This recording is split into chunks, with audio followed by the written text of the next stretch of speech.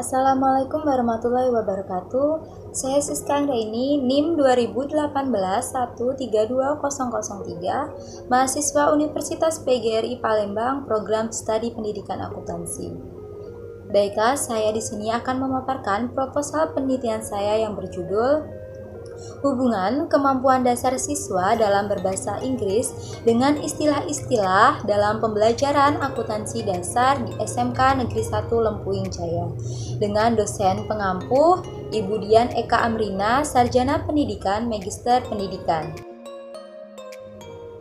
Baiklah, langsung masuk ke dalam latar belakang proposal penelitian ini, yaitu kemampuan berbahasa asing, terutama bahasa Inggris, merupakan kemampuan dasar yang diperlukan seseorang di era globalisasi terkait pengenalan maupun penguasaan ilmu pengetahuan dan teknologi sebagai kemampuan dasar yang perlu dikuasai. Pengajaran bahasa Inggris mendapat perhatian khusus dari berbagai kalangan akademis, praktisi, pengusaha, dan pemerintah. Hal ini wajar diperhatikan mengingat peranan dan fungsi bahasa Inggris sebagai bahasa internasional atau bahasa komunikasi global untuk dapat menguasai iptek atau ilmu pengetahuan dan teknologi. Oleh karena itu, beberapa kurikulum pembelajaran sekolah di Indonesia menjadikan pelajaran bahasa Inggris sebagai mata pelajaran yang wajib dikuasai mulai dari tingkat sekolah dasar hingga perguruan tinggi. Bahasa Inggris juga mulai dibidik sebagai bahasa wajib dikuasai oleh mahasiswa khususnya dalam ranah perguruan tinggi. Berdasarkan wawancara dengan Mu'amaroh, Direktur Pesantren Mahasiswa PESMA Internasional Kiai Haji Mas Mansur mengungkapkan bahwa mahasiswa seharusnya dapat digalakkan untuk menguasai bahasa Inggris dengan baik demi mempersiapkan pasar global atau disebut dengan ASEAN Free Trade Area. Dalam hal ini, peranan bahasa Inggris sangat penting untuk mendominasi berbagai lapangan kerja atau usaha yang lebih luas. Maka dari latar belakang proposal ini, peneliti tertarik untuk melakukan penelitian tentang pengaruh kemampuan dasar siswa dalam berbahasa Inggris dengan istilah-istilah dalam pembelajaran akuntansi dasar di SMK Negeri 1 Lempuing Jaya. Dengan alasan tersendiri, yaitu untuk mengetahui seberapa besar hubungan kemampuan dasar yang dimiliki siswa dalam bahasa Inggris dengan pembelajaran dalam akuntansi dasar. Kemudian adapun rumusan masalah dari penelitian ini, yaitu adakah hubungan kemampuan dasar siswa dalam berbahasa Inggris dengan istilah-istilah dalam pembelajaran akuntansi dasar di SMK Negeri 1 Lempuing Jaya. Dari rumusan masalah di atas, maka peneliti memiliki tujuan dari ini adalah untuk mengetahui seberapa jauh hubungan kemampuan dasar siswa dalam berbahasa Inggris dengan istilah-istilah dalam pembelajaran akuntansi dasar di SMK Negeri 1 Lempuing Jaya. Adapun manfaat dalam penelitian ini, ada manfaat teoritis dan manfaat praktis. Manfaat teoritis ini dapat diharapkan mampu memberikan sumbangan pemikiran terhadap dunia pendidikan, menjadi bahan acuan untuk mengkaji tentang pentingnya kemampuan dasar bahasa Inggris dalam pendidikan selanjutnya. Kemudian manfaat praktis. Manfaat praktis ini bagi pendidik yaitu sebagai umpan balik terhadap kemampuan pertimbangan dalam meningkatkan hasil belajar dalam menggunakan alat bantu, yaitu kemampuan dasar yang sudah dimiliki dalam proses pembelajaran yang berorientasi pada hasil belajar siswa. Kemudian, manfaat bagi sekolah sebagai masukan dalam rangka mengefektifkan pembinaan kegiatan pembelajaran maupun referensi untuk meningkatkan hasil belajar siswa. Kemudian, manfaat bagi peserta didik dapat meningkatkan hasil belajar siswa dalam pembelajaran akuntansi. Dan manfaat bagi peneliti diharapkan dapat menjadi bekal pengetahuan mengenai hubungan kemampuan dasar yang dimiliki siswa dengan kegiatan pembelajaran akuntansi. Adapun kajian teori dalam penelitian ini, yang pertama ada kemampuan dasar bahasa Inggris, yang kedua karakteristik istilah akuntansi, yang ketiga pengertian istilah akuntansi, dan yang keempat prinsip akuntansi dasar. Kita ke yang pertama, yaitu kemampuan dasar bahasa Inggris. Menurut Brumfield, English is an international language that is the most widespread medium of international communication. Artinya, bahasa Inggris adalah bahasa internasional yang merupakan media komunikasi internasional yang paling luas. Pernyataan ini mengandung makna bahwa bahasa Inggris adalah sarana komunikasi yang paling luas yang dapat digunakan hampir seluruh negara. Perbedaan bahasa setiap negara dapat dipersatukan dengan bahasa Inggris. Oleh karena itu, penting untuk belajar bahasa Inggris. Menurut Richard dan Roger, 1986, banyak penduduk di berbagai negara memakai bahasa Inggris sebagai alat komunikasi dalam berbagai pertemuan penting tingkat internasional. Penguasaan bahasa Inggris menjadi sangat penting karena hampir semua sumber informasi global dalam berbagai aspek kehidupan menggunakan bahasa ini. Kemampuan dasar merupakan landasan dan wahana yang menjadi syarat mutlak yang harus dikuasai peserta didik untuk menggali dan menempa pengetahuan selanjutnya. Tanpa penguasaan secara mantap terhadap kemampuan dasar tersebut, sudah dapat dipastikan pengetahuan-pengetahuan yang diperoleh pada tahap berikutnya akan sulit dikuasai, sebagaimana dikatakan Ausubel yang dikutip oleh Hujono. Pengetahuan yang baru dipelajari tergantung kepada pengetahuan yang telah dimiliki seseorang. Dengan demikian, dalam pembelajaran bahasa Inggris, apabila konsep A dan B mendasari konsep C, maka konsep C tidak mungkin dipelajari sebelum konsep A dan B dipelajari terlebih dahulu. Demikian pula dengan konsep D baru dapat dipelajari bila konsep C sudah dikuasai. Demikian pula dengan seterusnya. Kemudian yang kedua ada pengertian istilah-istilah dalam akuntansi. Istilah lengkap akuntansi yang sering digunakan dan artinya dalam setiap bidang tertentu memiliki istilah atau penyebutan masing-masing. Istilah-istilah tersebut dibuat oleh para pakar ahli atau para pelaku kegiatan dalam bidang tersebut. Akuntansi juga memiliki istilah tersendiri. Untuk menghindari kesalahan dalam memahami akuntansi, perlu mengetahui istilah-istilah tersebut dan artinya. Kemudian yang ketiga ada karakteristik istilah dalam akuntansi. Ada account atau akun, kemudian ada account receivable atau piutang dagang, kemudian ada aktiva tetap atau fixed asset, kemudian ada aktiva lancar atau current asset, ada akun atau account, kemudian ada arus kas atau cash flow, dan ada ayat jurnal atau journal entry. Nah, beberapa ini tadi adalah contoh istilah-istilah dalam akuntansi yang ada di dalam bahasa Inggris. Setelah itu kita masuk ke dalam yang keempat, yaitu prinsip akuntansi. Berikut ini prinsip-prinsip akuntansi menurut Shamrin. Economic entity atau entitas ekonomi. Prinsip ini menyatakan bahwa akuntansi untuk entitas atau perusahaan harus terpisah dari akuntansi pemilik entitas tersebut. Dengan asumsi ini, sumber daya dan kewajiban ekonomi yang disajikan pada laporan posisi keuangan sumber daya dan kewajiban ekonomi milik pengguna bisa dibedakan dari milik perusahaan. Kemudian, going konser atau berkelanjutan.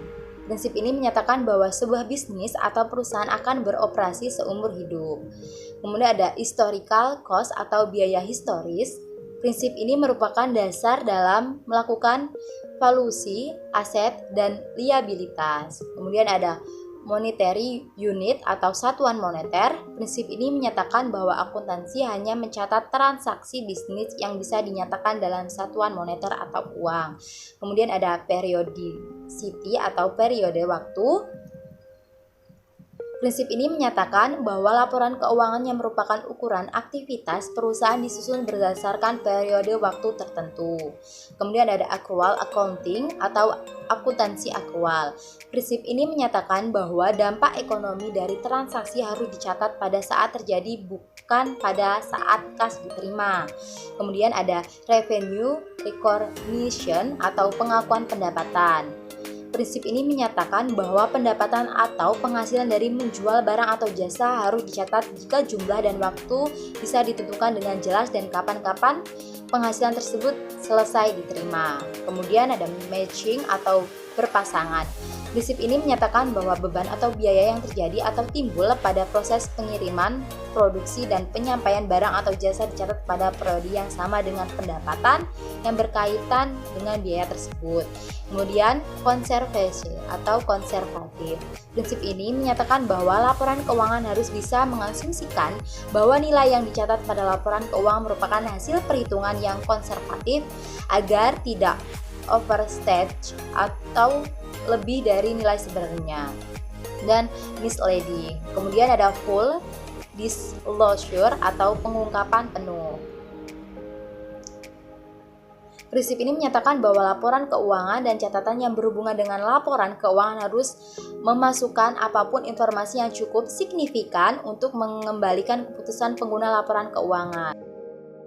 Kemudian, adapun kerangka berpikir dalam penelitian ini berdasarkan latar belakang dan landasan teori yang telah dipaparkan, maka penelitian ini dapat dibuat dalam sebuah kerangka berpikir untuk menggambarkan sesuai dengan apa yang diteliti secara jelas dalam pemikiran peneliti yang berkaitan dengan hubungan kemampuan dasar siswa dalam berbahasa Inggris dengan istilah-istilah dalam pembelajaran dasar akuntansi di SMK Negeri 1 Lempuyung Jaya, yaitu sebagai siswa memang harus memiliki kemampuan dasar dalam pembelajaran tersebut, karena yang paling penting dalam keberhasilan proses pembelajaran yaitu kemampuan dasar yang dimiliki sebelumnya. Jika siswa sudah memiliki dasar dalam pembelajaran, maka siswa akan dengan cepat mengerti dan memahami dalam setiap materi yang dijelaskan guru.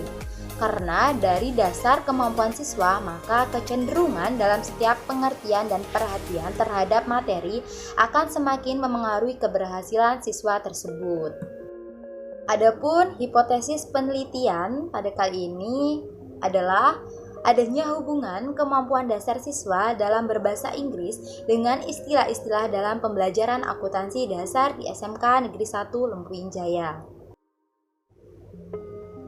Adapun metode penelitian yang digunakan dalam penelitian ini adalah metode penelitian asosiatif. Metode penelitian sangat penting dalam sebuah penelitian. Penentuan metode penelitian akan terkait dengan cara ilmiah yang digunakan untuk mencapai tujuan penelitian. Sugiono menjelaskan bahwa metode penelitian pada dasarnya merupakan cara ilmiah untuk mendapat data. Penelitian ini merupakan penelitian asosiatif dengan menggunakan pendekatan kuantitatif. Penelitian asosiatif adalah penelitian yang bertujuan untuk mengetahui pengaruh antara dua variabel atau lebih. Penelitian ini menjelaskan hubungan memengaruhi dan dipengaruhi dari variabel-variabel yang akan diteliti. Dengan metode asosiatif, dengan pendekatan kuantitatif, dalam penelitian ini bertujuan untuk mengetahui seberapa jauh hubungan yang diberikan antara kedua variabel yang akan diteliti. Setelah itu ada tempat dan waktu penelitian. Penelitian ini dilakukan di SMK Negeri 1 Lempuyung Jaya dan waktu yang dilaksanakan sesuai penelitian yaitu 31 Mei 2021. Kemudian ada populasi dan sampel. Populasi. Menurut Marjono, populasi merupakan seluruh data yang menjadi perhatian dalam suatu ruang, lingkup, dan waktu yang ditentukan. Populasi dalam penelitian ini adalah seluruh siswa kelas 10 AP sekolah SMK Negeri 1 Lempuyung Jaya, yaitu berjumlah 110 siswa.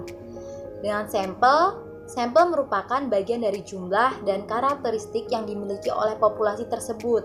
Menurut Sugiono, dalam penelitian ini, sampel yang diambil 20% dari jumlah 110 siswa, yaitu 22 siswa yang akan dijadikan sampel. Kemudian, ada teknik sampling. Teknik sampling yang digunakan dalam penelitian ini adalah simple random sampling. di mana merupakan salah satu probability sampling yang ada di dalam penelitian. Dengan metode ini, peneliti dapat mengambil sampel dengan cara menentukan ciri-ciri khusus yang ada dan sesuai dengan tujuan permasalahan dalam peneliti. Menurut Sugiono, simple random sampling ini ialah pengambilan anggota sampel dari populasi yang dilakukan secara acak tanpa memperhatikan strata atau tingkatan yang ada dalam populasi ini. Jadi dalam penelitian ini, responden yang didapat ialah siswa kelas 10 AP SMK Negeri 1 Lempung Jaya dengan menggunakan sampel sebesar 20% dengan capaian 22 siswa dari populasi. Kemudian, teknik pengumpulan data. Dalam penelitian, data merupakan sebuah hal yang sangat penting dalam proses penelitian. Adapun teknik pengumpulan data yang digunakan dalam penelitian ini adalah teknik tes, yaitu dengan pengumpulan butir soal tes. Teknik pengumpulan data butir soal tes merupakan teknik pengumpulan data yang dilakukan dengan cara memberikan soal pilihan ganda guna mengetahui siswa dalam menjawab untuk mengetahui hasil pembelajaran yang telah dilakukan. Kemudian, rancangan instrumen penelitian. Adapun rancangan instrumen penelitian yang pertama memberikan soal tes kepada siswa kelas 10 AP untuk dikerjakan secara individu. Soal yang diberikan yakni berupa pilihan ganda menjodohkan sebanyak 15 butir soal dan 2 butir soal dalam bentuk esai. Kemudian tahap selanjutnya yang kedua, setelah tes dilaksanakan, maka langkah selanjutnya yakni menghitung skor dari keseluruhan soal yang diberikan. Tiap-tiap butir soal memiliki skor atau poin, yaitu 4 poin untuk 1 butir soal pilihan ganda menjodohkan. Dan 20 poin untuk tiap butir soal esai. Soal tes yang akan diberikan telah sesuai dengan rencana pelaksanaan pembelajaran yang akan diajarkan selama proses kegiatan belajar. Soal tes yang akan diujikan sebelumnya telah divalidasi oleh validator, kemudian baru diujikan kepada siswa kelas 10 pada mata pelajaran akuntansi dasar. Adapun variabel dalam penelitian ini adalah, menurut Selen, mengungkapkan bahwa variabel penelitian adalah konsep yang mempunyai bermacam-macam nilai atau mempunyai nilai yang bervariasi, yakni suatu sifat, karakteristik, atau fenomena yang dapat menunjukkan sesuatu untuk dapat diamati atau diukur yang nilainya berbeda-beda atau bervariasi. Dalam penelitian ini terdapat 2 variabel, yaitu variabel independen dan variabel dependen. Variabel independen dapat disebut sebagai variabel bebas. Menurut Sugiono, variabel bebas adalah variabel yang mempengaruhi atau yang menjadi sebab perubahannya atau timbulnya variabel dependen atau variabel terikat. Kemudian, variabel independen dalam penelitian ini adalah kemampuan dasar siswa dalam berbahasa Inggris, dan variabel dependennya adalah pembelajaran akuntansi dasar di SMK Negeri 1 Lempung Jaya. Setelah itu, yang terakhir ada teknik analisis data. Dalam teknik analisis data ini, penelitian asosiatif adalah penelitian yang berusaha mencari hubungan antara satu variabel dengan variabel lain. Teknik analisis asosiatif menggunakan teknik statistik kuantitatif, perhitungan untuk mengetahui hubungan atau pengaruh antar variabel, di mana dari hasil studi tersebut diharapkan dapat dibangun sebagai landasan pemahaman yang dapat memberikan penjelasan, peramalan, dan pengendalian atau kontrol terhadap suatu fenomena. Analisis asosiatif di sini digunakan untuk menjelaskan hubungan kemampuan dasar siswa dalam berbahasa Inggris dengan istilah-istilah dalam pembelajaran akuntansi dasar di SMK Negeri 1 Lempung Jaya. Adapun paradigma penelitian, variabel X, kemampuan dasar siswa dalam berbahasa Inggris, dan variabel Y, pembelajaran akuntansi dasar di SMK Negeri 1 Lempung Jaya. Baiklah, demikian pemaparan proposal yang dapat saya sampaikan dengan judul hubungan kemampuan dasar siswa dalam berbahasa Inggris dengan istilah-istilah dalam pembelajaran akuntansi dasar di SMK Negeri 1 Lempung Jaya.